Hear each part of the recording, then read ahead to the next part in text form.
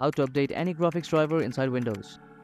In order to update any graphics driver inside Windows, first of all, go to your device manager in the search bar, and after you go to device manager, then make sure to go to display adapters right here. So after you click on it, there you'll see the list of graphics card that you have inside your PC. So in order to update the drivers, just right click on it and make sure to click on update driver. So after you click on update driver, click on search automatically for my drivers, and if you see the message like the best drivers for your device are already installed, then you can click on search for updated drivers in Windows Update, right? So after you do that, at the time of Windows Update, then your graphics driver will be updated. You can do the same with NVIDIA graphics card as well. If you have the AMD graphics card, make sure to do the same as well. Now, in order to check if you have the latest graphics driver installed, just right click on it and go to properties. And after you go to properties and go to the driver section right here, and here is the latest state of when the graphics driver is installed. And in order to install your graphics driver, then what you can simply do is go to the link that I provided down below. For Intel graphics driver, just click on download now. For AMD, just go to this website and click on download and setup. And for NVIDIA, you must specify what type of driver you have, what type of product series you have, and click on search, and after that the driver available, and after that the driver available will be shown, and you can download the drivers from that page. So that's it. That's how you update any of the drivers inside your Windows 10 or 11.